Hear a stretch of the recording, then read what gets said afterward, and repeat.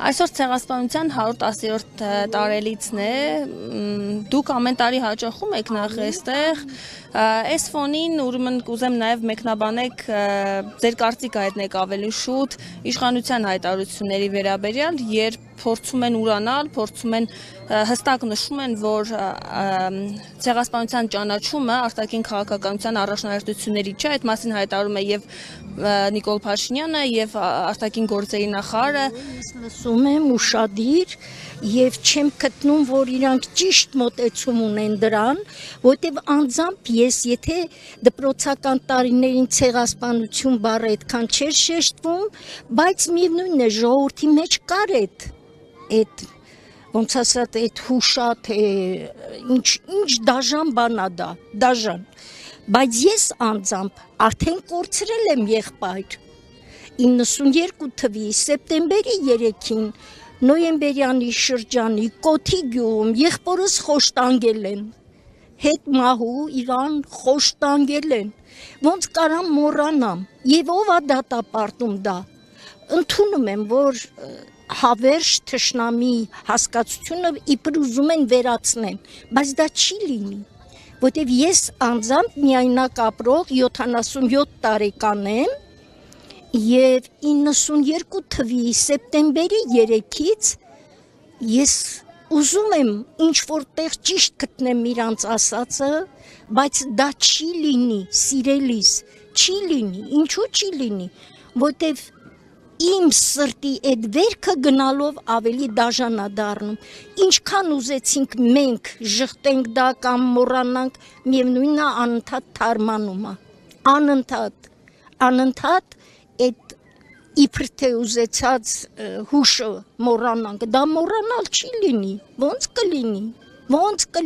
Ասում են խաղաղության պայմանագիր կկնքենք եւ սահմանագծված եւ սահմանազատված տարածքներում վերապրելը կլինի ցեղասպանության։ Ես ծնունդով Ոսկեպար գյուղից եմ, ծնվել եմ այնտեղ, ապրել եմ Կոթի գյուղում։ Եվ առ այսօր միայնակ ապրող մարդ եմ, տուն չունեմ, տեղ չունեմ, դրանք ինձ բացարձակ չի հետաքրքրում, բայց ես որ անձամբ այդ ցեղասպանության զոհ ունեմ, ոնց կարամ մոռանամ։ Իրանք ասում են Մա ինչու չեն ասելու դուք էլ եղանը դանակը վերցրեք գնացեք սպանեք, բայց չէ որ ժողովրդի այդ արյան հուշը չի մոռացվի, չի մոռաց, ես ընդամենը այ հիմա եթե ես ոտք չունեմ գալու, բայց եկել եմ, չգիտեմ ինչի եմ եկել, ինչ կարամ անեմ,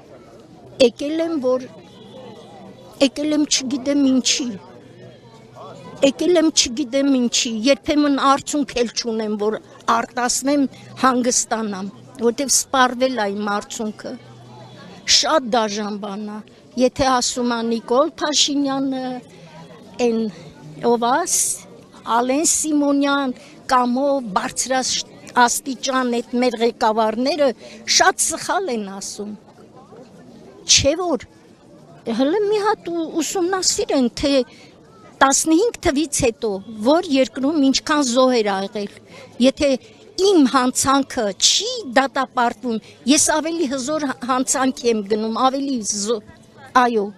Նիկոլ Փաշինյանը տեսեք ասում է պետք է վերադառնանք, հասկանանք ինչու է տեղի ունեցել այդ ցեղասպանությունը, ինչպես է դա ընկալվել,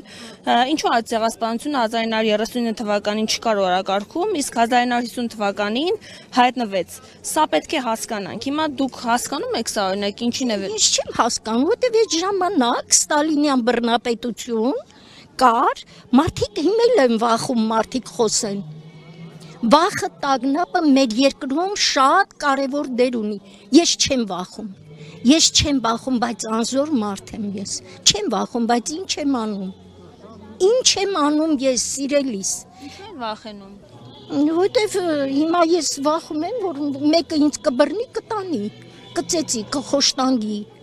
ոնց որ անում են շատերին։ Հայաստանի Հանրապետությունում, Հայաստանի Հանրապետության քաղաքացիներ։ Այո, ես հիմի նայում եմ ու տեսնում եմ կան եւ անտարբեր դեմքեր, ուղղակի սա իրանց համար հերթական զբոսավայր է։ Ոչ թե գալիս են իրանց ոնց ասած, ես ուզում եմ մի շատ ծանր բան ասեմ, ասում եմ երբ որ դու այդ պտուղը համը չես տեսել, ուրիշի բերանի համով չես կարա համը ասես։ Չես կարող սիրելիս, շատ ուրախ եմ, որ ես ձեզ հետ խոսեցի։ Ես ուզում եմ, որ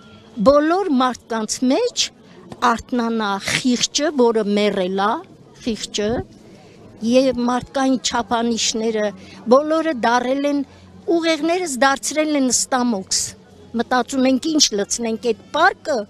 որ գոհ լինենք ամեն ինչից։ Իսկ իշխանության ներկայացուցիչները ձեր կարծիքով մխիղ չունեն, որ նման հայտարարություններ են անում։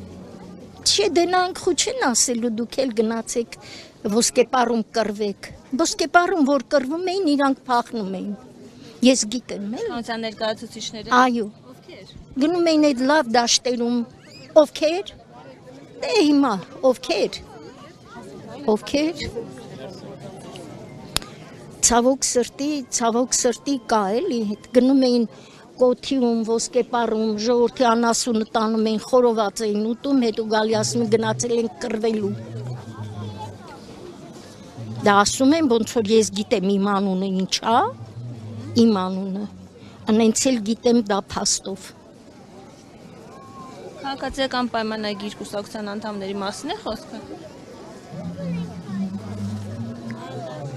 Այդ ով այդ քաղաքացիական պայմանագիրը։ Ալեն Սիմոնյանը, Նիկոլ Փաշինյանը։ Հա, ես ընդհանրապես այդ դրանց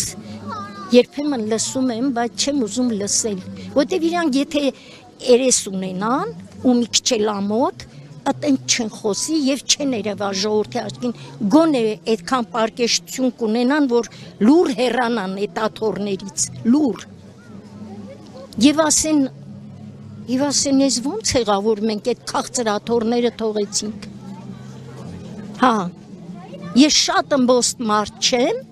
եւ շատ էլ լավ չեմ ապրել, առ այսօր իբր թե աշխատում եմ, աղքատ աշխատող եմ։ Ասում է աղքատությունը ձեր ուղեղներում է։ Հա, ինքը ասեց, երբ որ գրպանը մտփող չկա, դու ես մեղավոր։ Երբ որ գող չես, ավազակ չես, թալանչի չես, հիմա ես ունեմ գրպանը մտփող։ Ուրեմն թալանել եմ։ Կներեք, այս որ հերոստահալիքն է։ Մենք ուղիղ եթերում ենք, Tribune AM-ի ուղիղ եթերում ենք մենք։ Ես շատ եմ խնդրում, դուք մոնտաժ կանեք, ինչ կանեք։ Մենք ուղիղ եթերում ենք, ամեն ինչ հեռարձակվում է։ Ես 51 տարվա աշխատող եմ, ցավոք սրտի բուժքույր եմ, երկար տարիներ աշխատել եմ այնտեղ, որ ինձ աչուձախ ասել են, դե տենում ես այստեղ բոլորը քոր են, դու էլ քորացի, այսինքն փող վերցրու, որ լավ ապրենք, դրա համար լավ չեմ ապրում, սիրելիս, ձեր անունը կուզեի, ձեր անունը, ուրախ եմ Ալինա ջան, Ուրախ ենք։